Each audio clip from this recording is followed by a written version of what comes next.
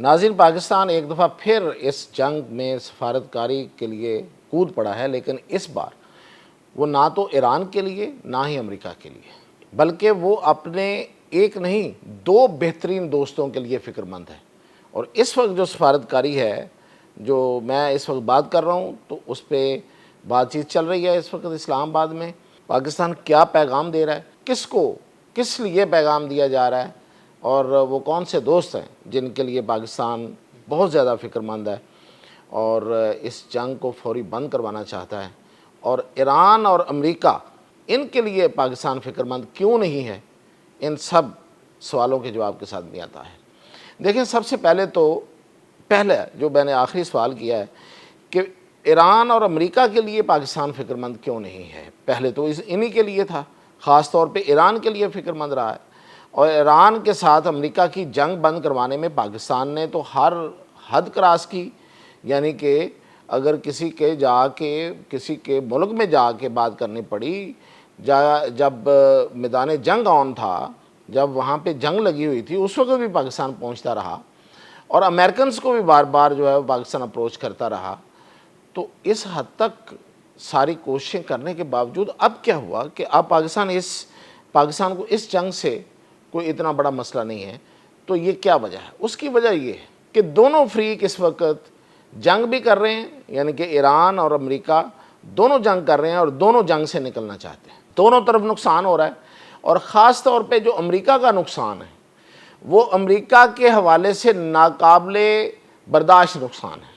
امریکہ کبھی ایسا نقصان برداشت کرتا ہی نہیں ہے جس میں اس کے فوجی مرنا شروع ہو جائے۔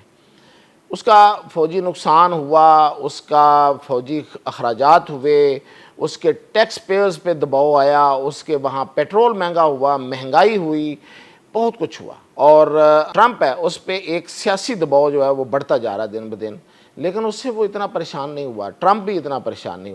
ہوا اس نے اسی لیے تو سائن کیے تھے، MOU سائن کیا تھا، لیکن جب دوبارہ سے جنگ شروع ہوئی ہے تو اس میں جو سب سے زیادہ اس وقت ٹرمپ کے لیے مصیبت بنی ہوئی ہے، فوری جو اس کے اوپر آپ سمجھیں کہ ایک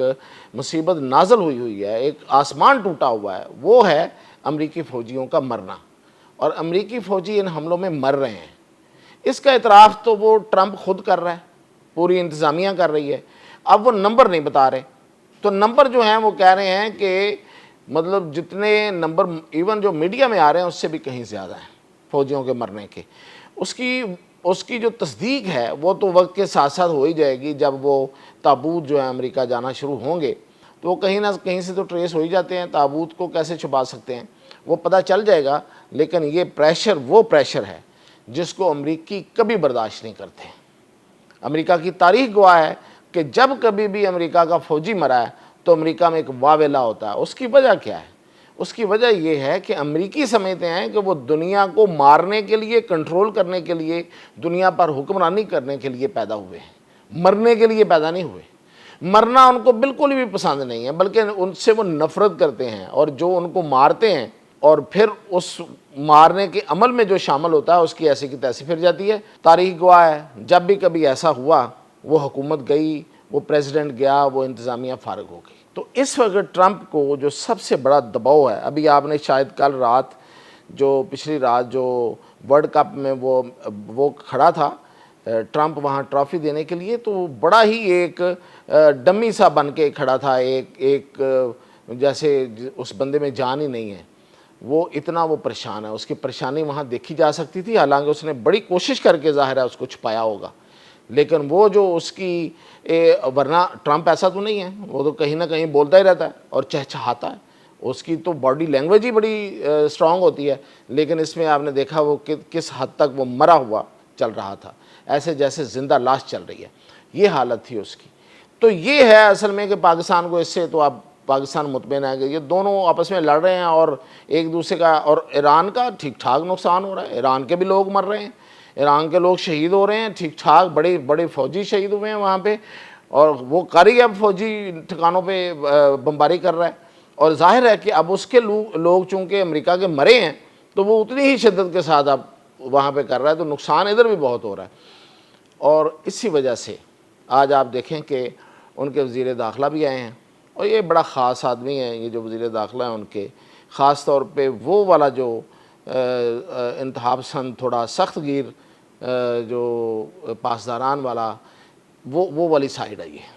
تو وہ آئے ہیں، بیسیکلی دو طرفہ معاملہ ہے، ایک تو پاکستان نے ان کو بلایا، اور وہ کیوں بلایا میں ابھی آپ کو بتا رہا ہوں ان کے ساتھ کیا بات ہو رہی ہے، اور دوسرا وہ خود بھی بات چیت کرنے آئے ہیں کہ ٹھیک ہے اب ہم ٹیبل پہ بیٹھ سکتے ہیں امریکہ کے ساتھ، تو پھر یہ بات ہوگی ظاہر ہے دونوں طرف سے۔ اور اب آج دیکھیں آپ کہ ٹرمپ نے اب نہ کوئی بہانہ کیا جی کہ مجھے اس پاکستان سے وزیر اعظم پاکستان کا یا فیلڈ مارشل کا فون آیا، نہ اس نے بہانہ کیا جی مجھے قطر، سعودی عرب اور ان کے شہزادوں کے فون آئے ہیں، اس نے خود ہی وہاں سے ایک سروے کروایا امریکہ کے اندر سے، اور اس کا رزلٹ لے کے وہ سامنے آ گیا جی امریکی چاہتے ہیں، اتنے فیصد امریکی چاہتے ہیں ہم اس جنگ سے باہر نکلیں۔ تو اس کا مطلب کیا ہے کہ وہ کل کہے گا جی امریکی چاہتے ہیں تو ہم نکل آئیں گے، ہم نکل آئے ہیں۔ تو یہ دباؤ ہے دونوں طرف جو ہے نا، وہ تھک گئے ہیں، دونوں فریق لڑ کے پہلے بھی تھک گئے تھے، ایک دفعہ پھر تھک گئے ہیں،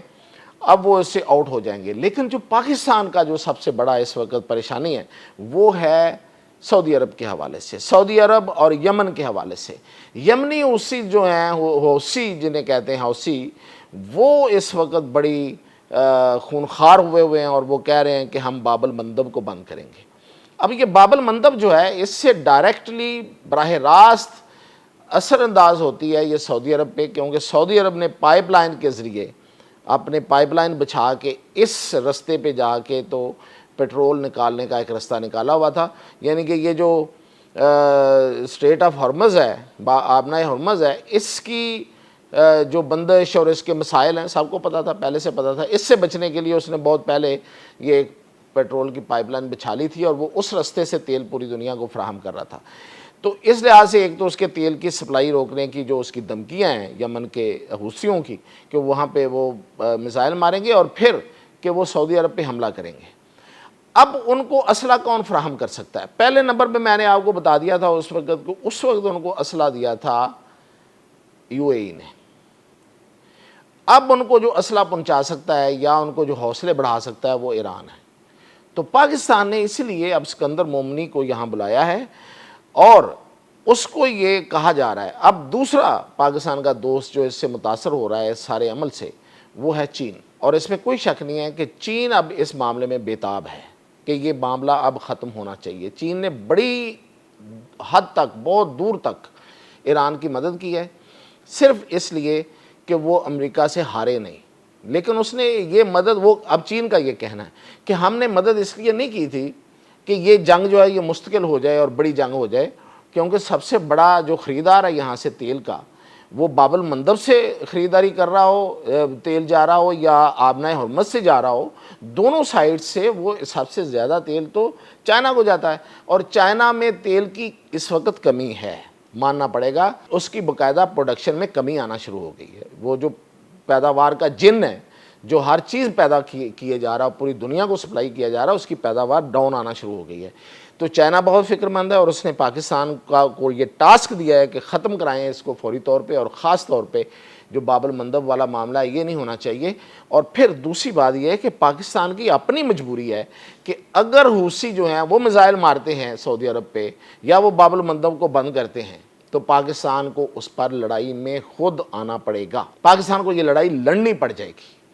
اور پاکستان اگر یہ لڑائی لڑتا ہے تو پھر یہ جنگ لمبی ہو جائے گی، بڑی ہو جائے گی، کیونکہ پاکستان تو پھر اس طرح تھوڑا لڑے گا، پاکستان تو پھر جا کے تو فضائی برتری حاصل کرے گا جہاں بھی اس نے جانا ہے، جہاں بھی جس کو بھی اس نے روکنا ہے، اور اس کو جا کے پھر وہ اپنے